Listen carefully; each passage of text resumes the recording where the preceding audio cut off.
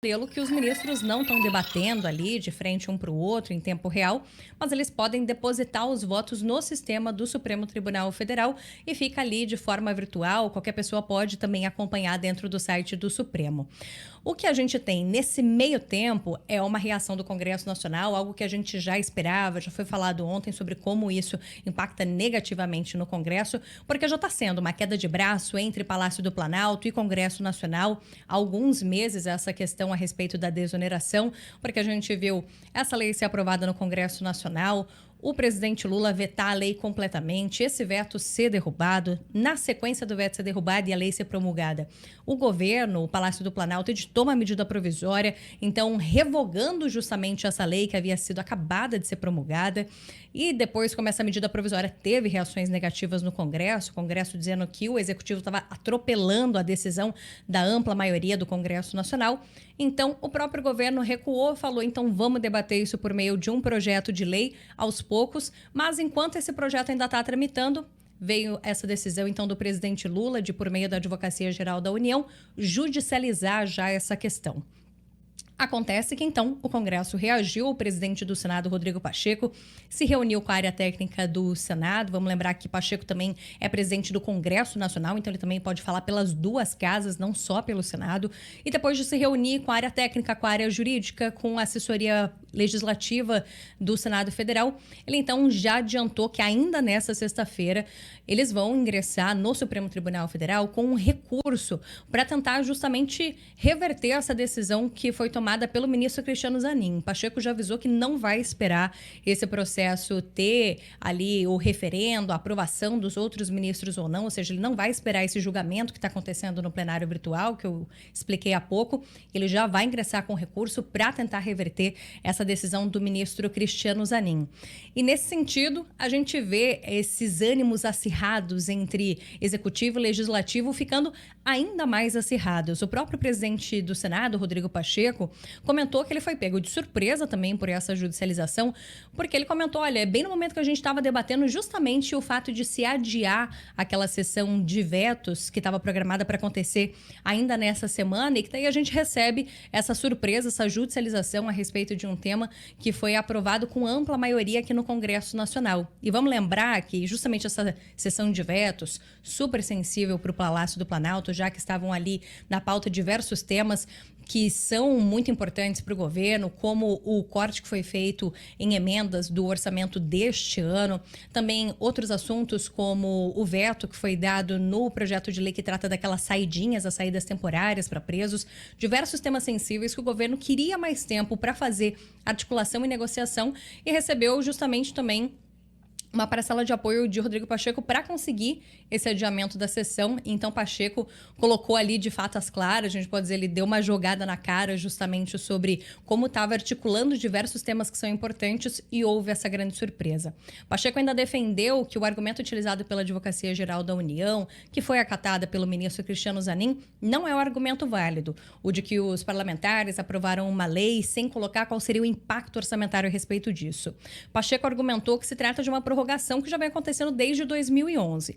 E lá em 2011 já havia essa questão do impacto orçamentário, impacto fiscal colocado, tanto é que se foi colocado um acréscimo de 1% no imposto do COFINS importação, justamente para poder equilibrar essas contas.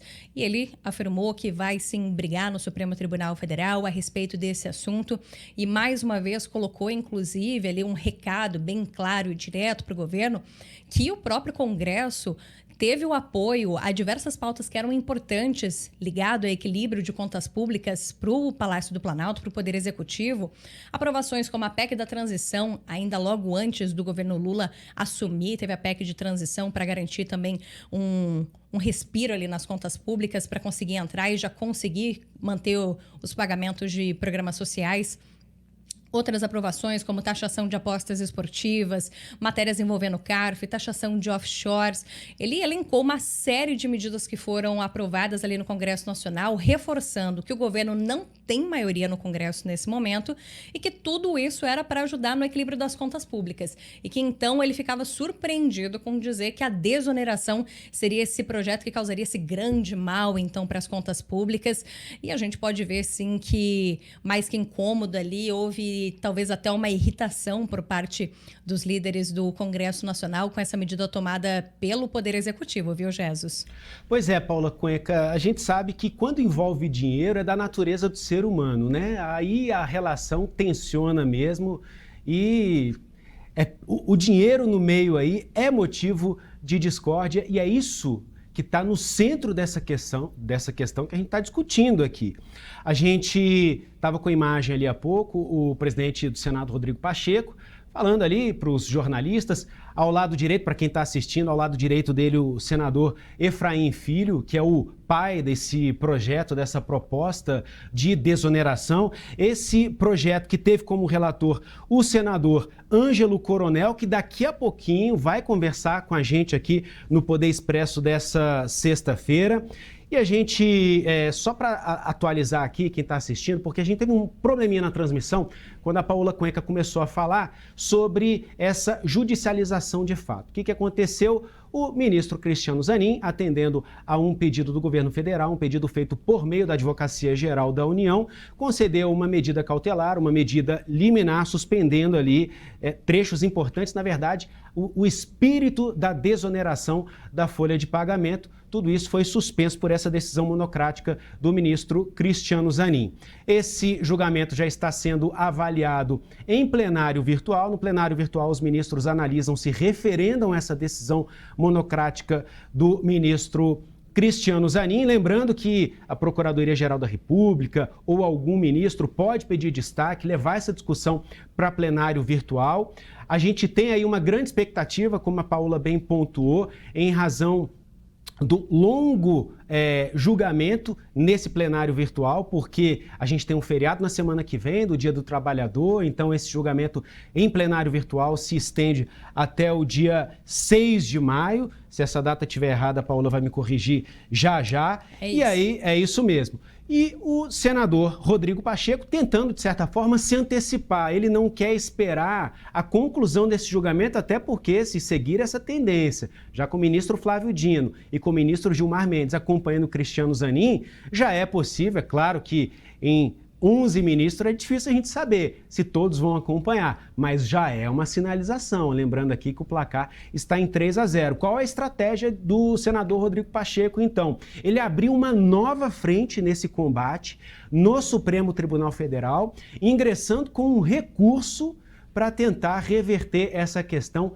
em favor do Senado Federal. Então a gente está falando aqui de uma disputa com várias frentes, na verdade, né, Paola? Porque a gente tem aqui uma frente já estabelecida no Supremo Tribunal Federal, a perspectiva de abertura de uma nova frente e a frente no debate político, né? Que é onde tudo deveria se restringir na visão do senador Rodrigo Pacheco, presidente do Senado. Ele deixou muito claro aqui que ele queria que essa discussão tivesse sido resolvida no cenário, no campo político. Inclusive, ele chama essa medida do governo, essa tentativa de recorrer ao Supremo Tribunal Federal como um terceiro turno desse debate. E aí eu te faço uma pergunta, Paola, porque um dos argumentos levados pela AGU ao Supremo Tribunal Federal e um argumento acatado pelo ministro Cristiano Zanin, é de que esse projeto, essa desoneração, não apontava ali efetivamente o impacto financeiro que isso causaria nas contas públicas e, claro, nas contas do governo federal também. E aí o senador Rodrigo Pacheco falou em reposição da verdade. Reposição da verdade pressupõe que alguém, segundo ele, está mentindo nessa história. Como é que fica esse ponto em específico na sua visão?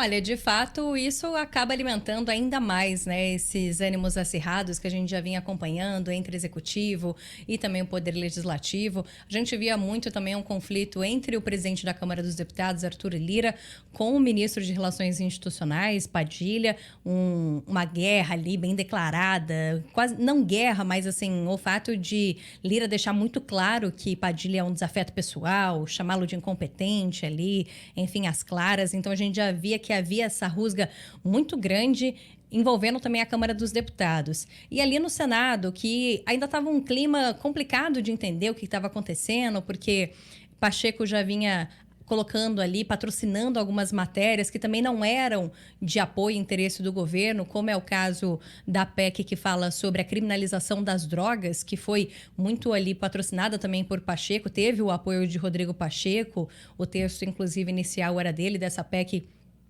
colocando a questão da criminalização do uso, do porte e posse de drogas, ainda que para consumo pessoal, que daí também bate numa briga com o Supremo Tribunal Federal, mas é uma pauta também que não era de interesse do governo também. Então, a gente já via que tinha uma situação ali um pouco difícil de entender como é que estava esse vento a respeito de como o Pacheco estava se orientando também relacionado ao executivo.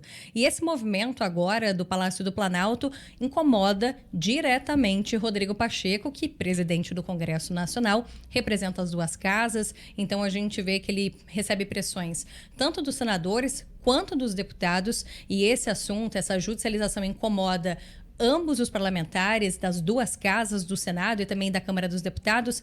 Então, o que a gente vê é mais rusga sendo colocada nesse sentido e tem que entender como é que vai ficar. De fato, na parte política, não só Pacheco, mas os outros parlamentares também já estão se posicionando, dando declarações públicas de que reprovam completamente essa atitude do Palácio do Planalto, que o jogo tinha que ser político no projeto de lei que está tramitando na casa. Paula Cuenca, muito obrigado, trazendo as novidades sobre essa queda de braço entre Congresso Nacional e Governo Federal, agora com uma nova frente nessa disputa lá no Supremo Tribunal Federal. E a gente atualiza o placar.